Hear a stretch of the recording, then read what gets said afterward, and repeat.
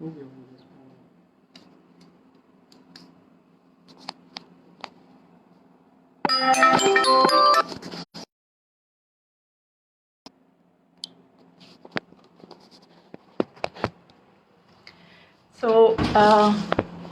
वापस से शुरू करते हैं।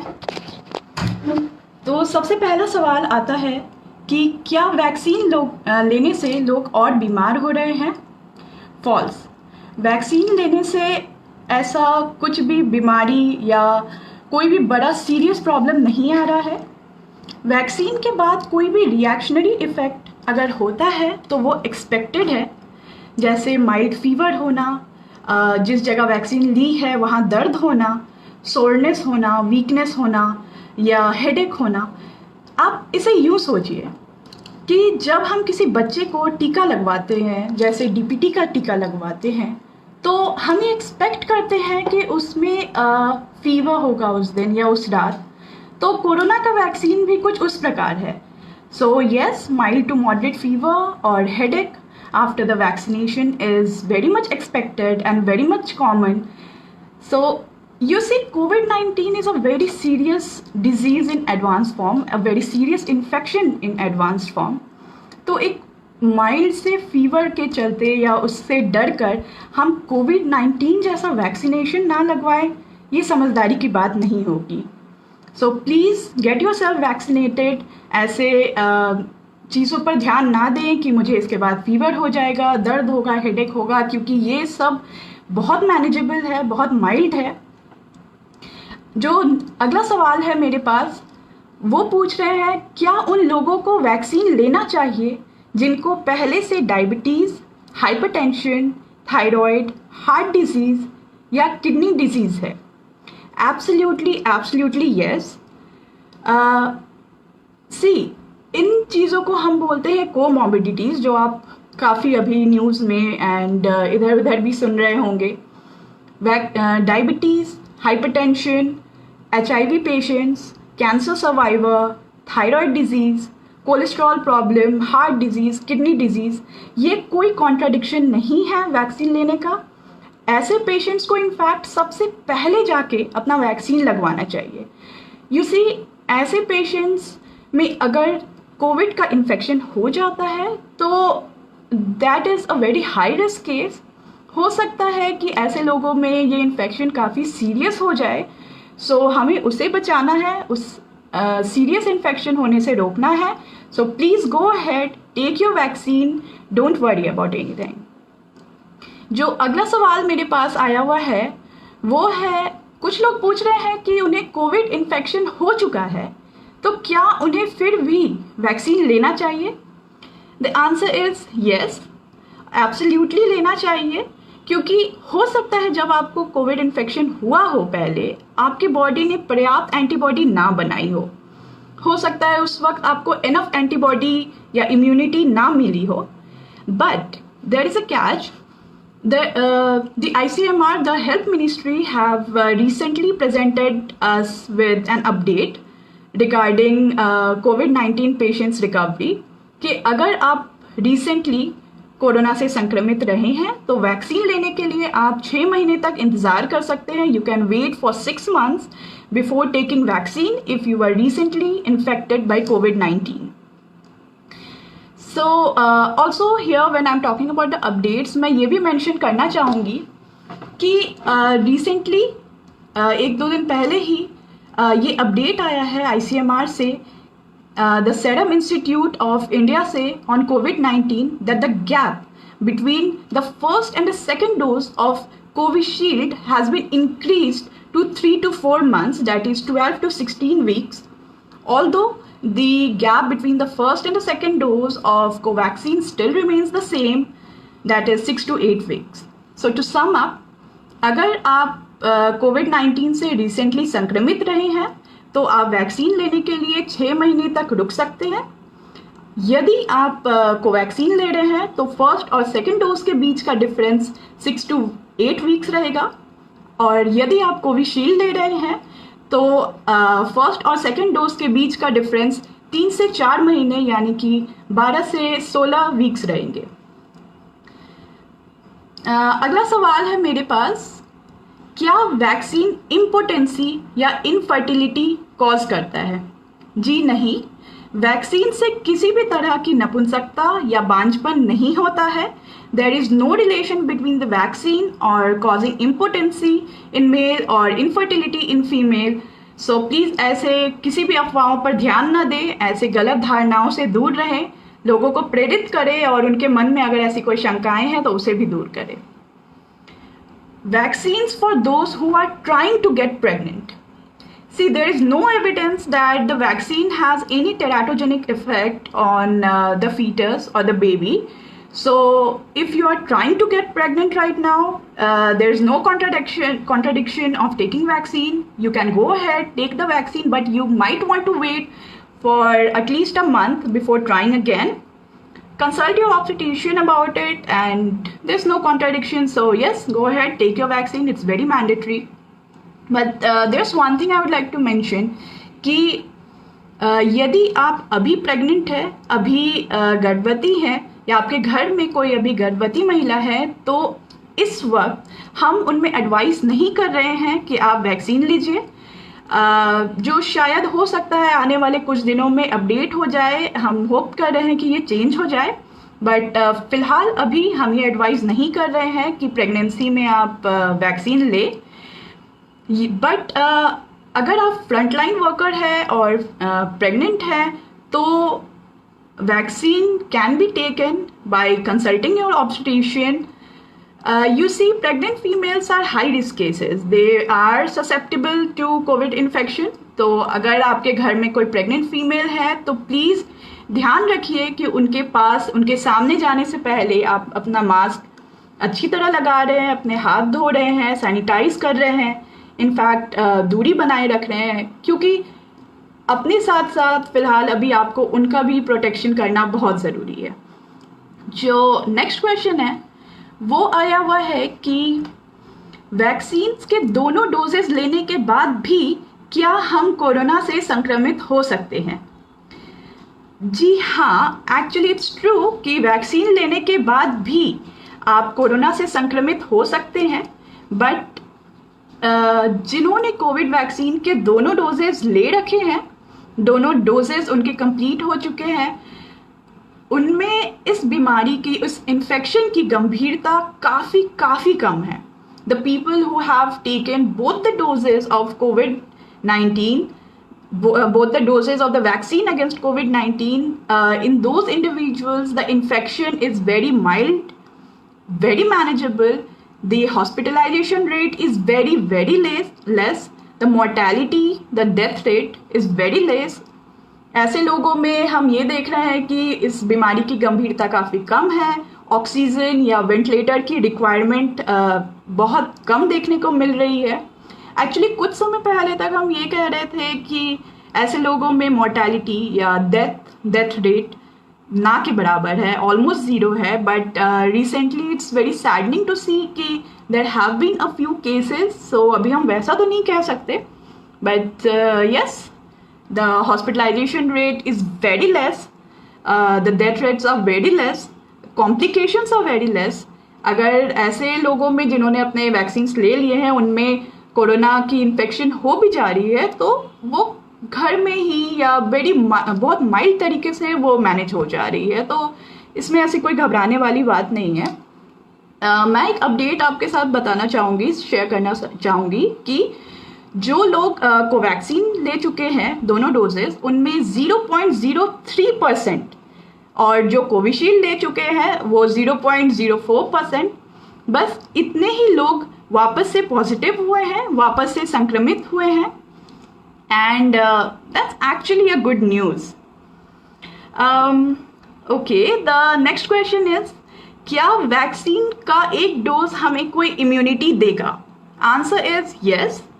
वैक्सीन का एक डोज भी आपके बॉडी में एंटीबॉडी प्रोड्यूस करता है, एंटीबॉडी बनाता है.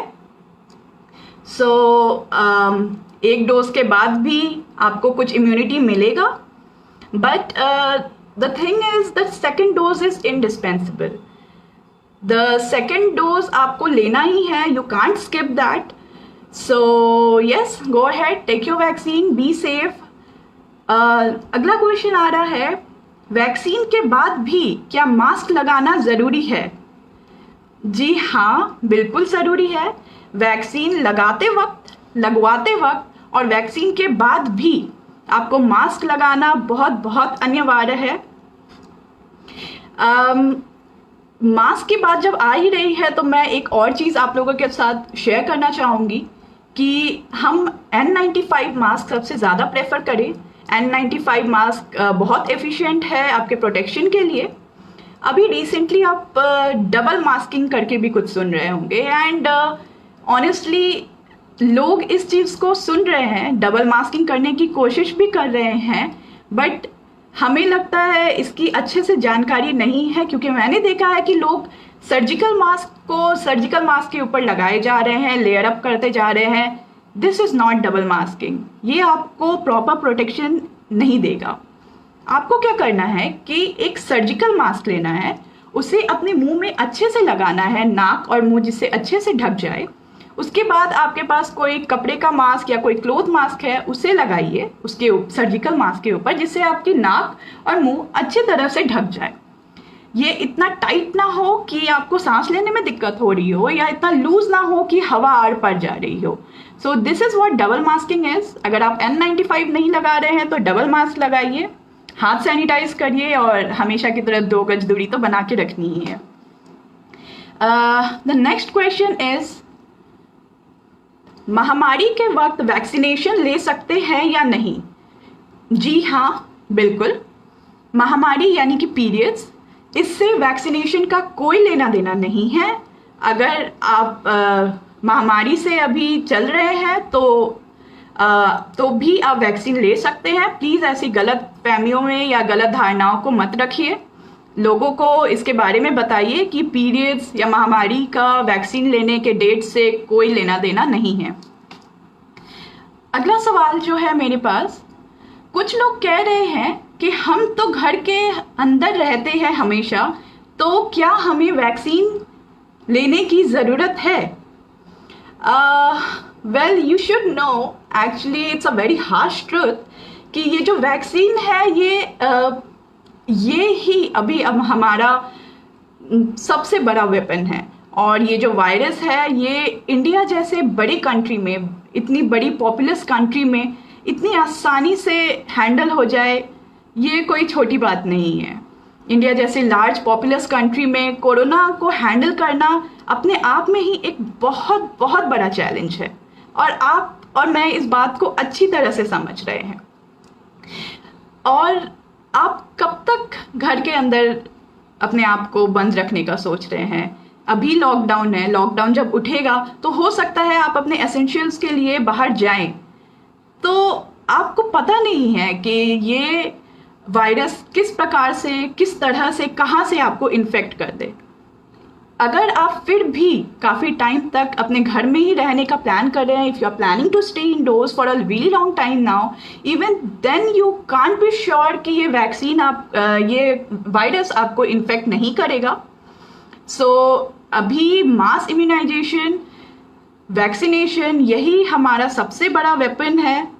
ये एक प्रोटेक्शन की तरह है, ये एक प्रिकॉशन है। सो प्लीज़ अपने हर चीज़ों को साइडलाइन करिए और वैक्सीनेशन को अभी अपनी प्रायोरिटी बनाइए।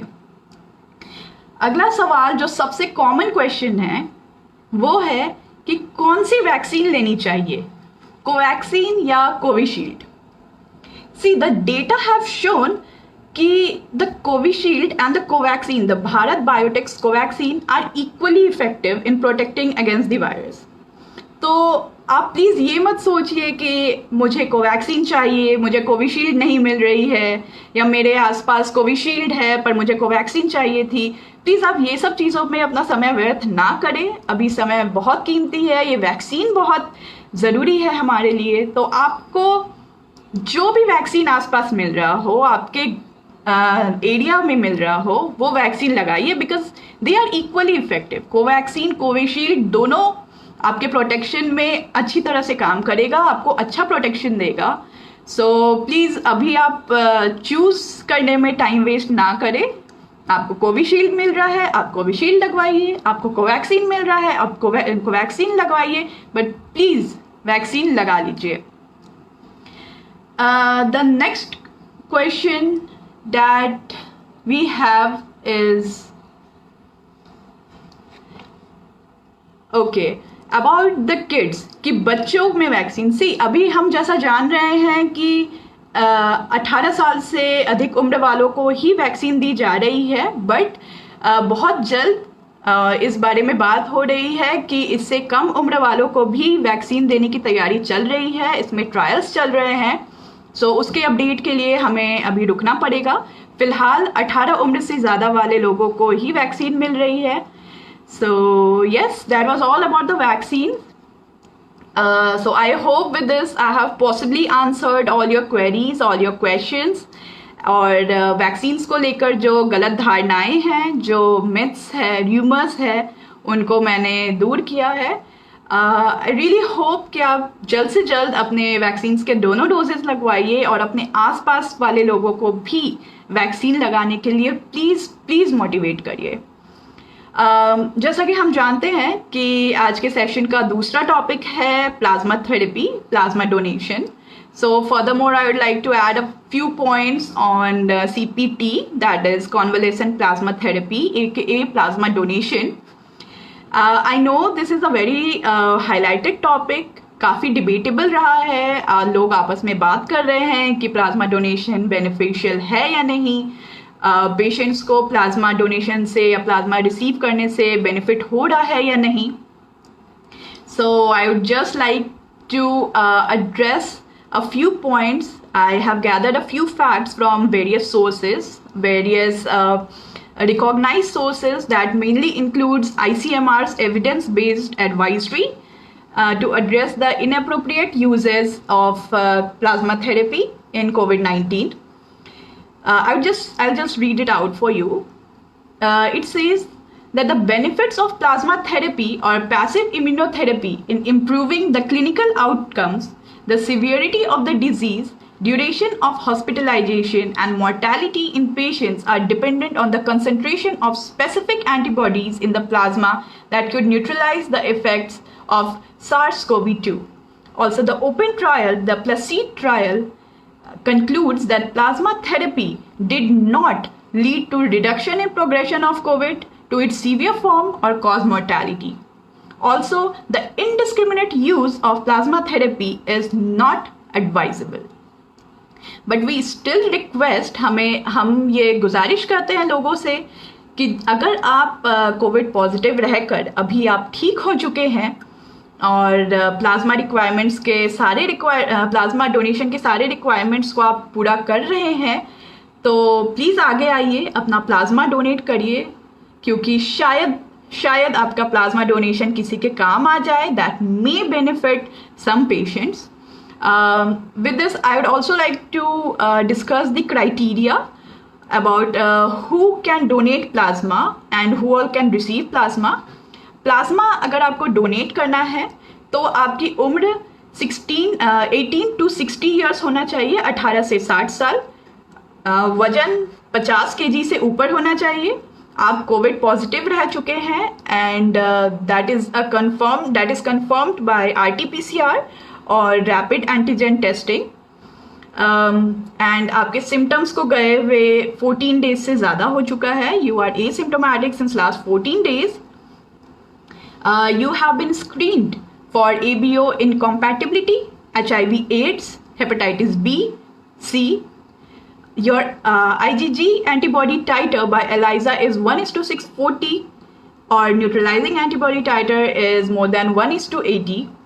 So yes, consult your doctor before thinking about donating your plasma. Also on a very important note, अगर आप फीमेल हैं और कभी प्रेग्नेंट रह चुकी हैं तो आप प्लाज्मा डोनेट नहीं कर सकती हैं। Now most importantly, the potential recipients of plasma therapy, किन पेशेंट्स को प्लाज्मा थेरेपी देने से उनमें बेनिफिट्स हो सकती है। It is seen, it is advised that in the early stages कि 3 से 7 दिन in the mild to moderate cases the plasma therapy has been found very beneficial. So yes, in the mild cases, in the first 3 to 7 days and not later than 10 days, plasma therapy can be given to patients that can benefit them. So yes, that was all about the plasma therapy. I would also like to add here कि अगर आप plasma donate करने जा रहे हैं तो आपको mainly 2 type के डॉक्यूमेंट्स की ज़रूरत पड़ेगी. पहला कि आपके पास एक हार्ड कॉपी या प्रूफ होना चाहिए कि आप पिछले 4 महीने में कोविड से संक्रमित रहे हैं. You have been COVID positive in the last 4 months. And you have to take your Aadhaar card, अपना आधार कार्ड का जेरोक्स या फोटोकॉपी आगे पीछे फ्रंट एंड बैक लेकर जाना है. So yes, I would like to sum up saying कि plasma donation is a very noble act. ये काफ़ी नेक काम है. तो अगर आप चाहें तो इसके लिए ज़रूर सामने आइए, अपने कदम बढ़ाइए और प्लाज्मा डोनेट करिए. But please, yes, consult your physician, consult your doctor before that, because उनको आपके medical conditions के बारे में अच्छे से पता है. They will advise you the best. Lastly, all I have to say कि आप अगर कोविड पॉजिटिव अभी हो भी जा रहे हैं तो प्लीज़ घबराइए मत, आप पैनिक मत होइए, क्योंकि आज भी maximum cases of covid are manageable at home. ये बहुत माइल्ड हो रहा है हमारी कम्युनिटी में, और हर दूसरे इंसान में अभी हम सर्दी, जुकाम, फीवर ऐसा कुछ देख रहे हैं. तो प्लीज़ इससे घबराइए मत, अपने सोच को पॉजिटिव रखिए, अपने थॉट्स को हैप्पी रखिए, गाने सुनिए, म्यूज़िक सुनिए, जो आपको पसंद है आप वो करिए, बट अपने घर पे रहिए, अपना ध्यान रखिए, अपने आसपास वाले लोगों का ध्यान रखिए, मास्क लगाइए, भीड़ भाड़ वाले जगहों पे जाने से बचिए, अपना हाथ हमेशा सैनिटाइज करते रहिए, धोते रहिए, और अपने गवर्नमेंट एडमिनिस्ट्रेशन, अपने डॉक्टर्स के सलाह को मानिए, उनका पालन कीजिए, क्योंकि पिछले 1 साल से यही लोग आपके लिए दिन रात दिन 24 घंटे मोर देन एन ईयर ये आपके ही हित के लिए काम कर रहे हैं. ये जो भी कर रहे हैं, ये फ्रंट लाइन हीरोज, वर्कर्स, ये सब आपके लिए ही काम कर रहे हैं, आपके स्वास्थ्य के लिए, आपके सेफ्टी के लिए काम कर रहे हैं. तो आपको बस इतना करना है कि अभी घर में रहना है, सारे नियम का पालन करना है, मास्क लगाना है, एक दूसरे से दूरी बनाए रखनी है. So please take care of your self, be safe, stay safe, stay indoors, and stay happy. And I'm very sure कि this session was informative. आप लोगों को अगर थोड़ा भी ये informative लगा है तो मुझे इसी बात की सबसे ज़्यादा खुशी होगी. Again, I would like to thank the members of Bihar Teacher History Makers कि वो इतना अच्छा initiative ले रहे हैं. I'm really happy to be a part of it. Thank you so much for inviting me here, कि मुझे आप लोगों से यहाँ जोड़ा. मैं देख रही हूँ कि बहुत सारे कमेंट्स आ रहे हैं, बहुत सारे क्वेश्चंस हैं. आई थिंक आपके सारे डाउट्स और क्वेश्चंस का मैंने इसमें आंसर दे दिया है. So please get yourself vaccinated, जल्दी से वैक्सीन लगवाइए, लोगों को प्रेरित करिए. And I would also like to take a moment to thank all the front line workers here who have been working day and night for our own safety, for keeping us safe and sound and healthy. So thank you everyone. Stay safe, take care of yourself. Namaste.